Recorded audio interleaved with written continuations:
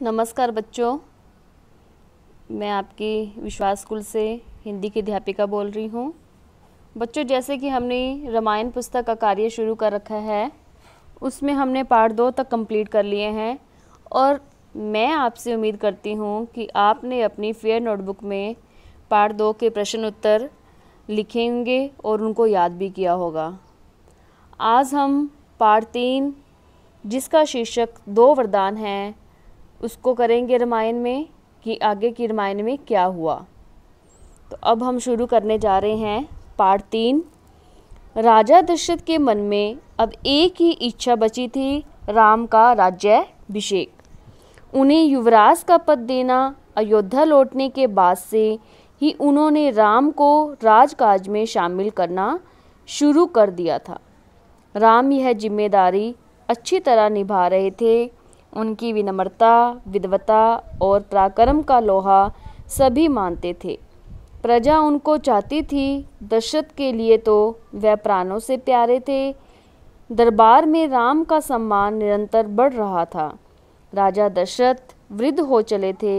मुनि वशिष्ठ से विचार विमर्श के बाद एक दिन उन्होंने दरबार में कहा, मैंने लंबे समय तक राजकाज चलाया, जैसा बन पड़ा।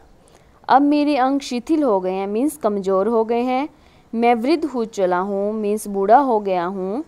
मैं चाहता हूँ कि यह कार्यभार राम को सौंप दूँ।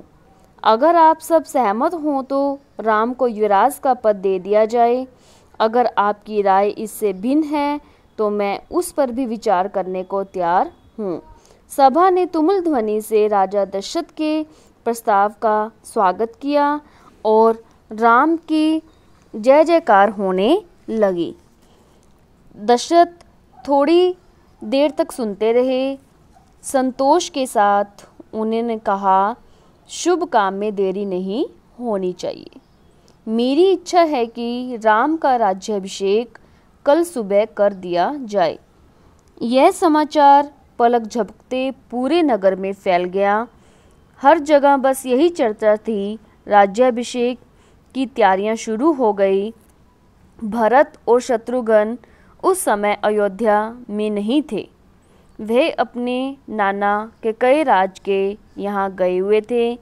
भरत जब भी अयोध्या लौटने की बात करते, नाना उन्हें रोक लेते।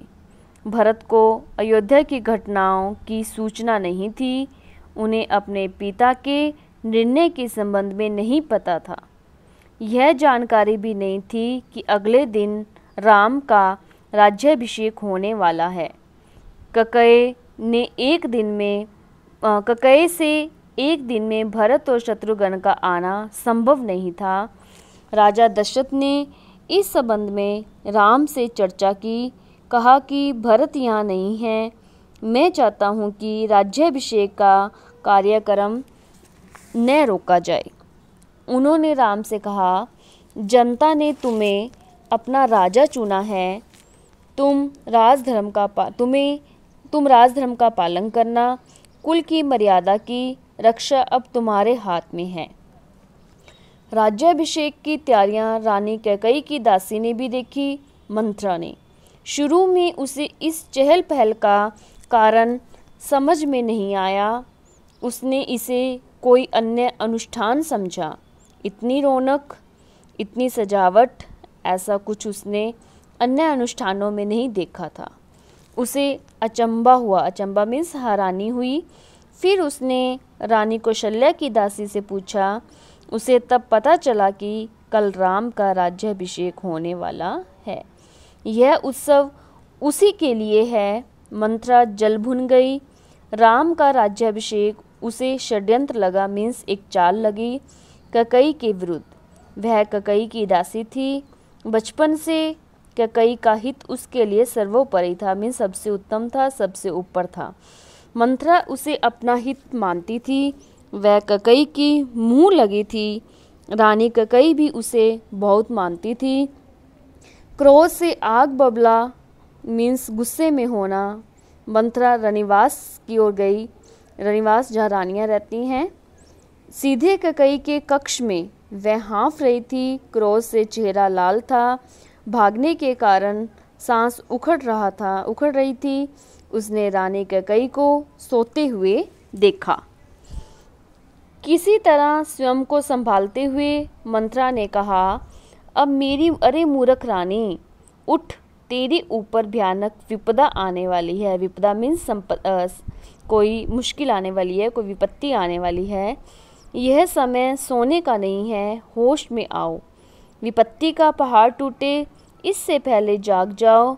रानी कैकेयी नींद से चौंक कर उठी।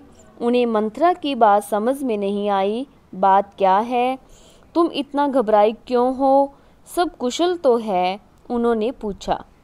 कैसा कुशल, कैसा मंगल? सब अमंगल होने वाला है। तुम्हारे सुखों का अंत। महाराज दशरथ ने कल राम का राज्याभिषेक करने का निर्णय लिया है। अब राम युवराज होंगे। यह तो बहुत शुभ समाचार है। कैकेयी ने प्रसन्नता से अपने गले का हार उतारकर मंत्रा को दे दिया। मैं बहुत प्रसन्न हूँ। राम युवराज पद के लिए हर तरह से योग्य हैं।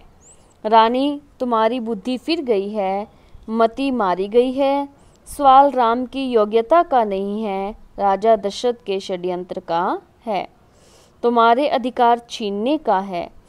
मंत्रा ने हार दूर फेंकते हुए कहा, यह षड्यंत्र नहीं तो और क्या है।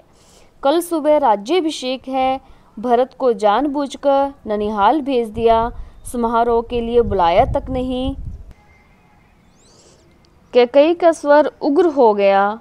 उन्होंने मंत्रा को डांटते हुए कहा, राम के प्रति मेरा अगाध स्नेह है, मीन्स बहुत ज़्यादा प्यार है मुझे उससे।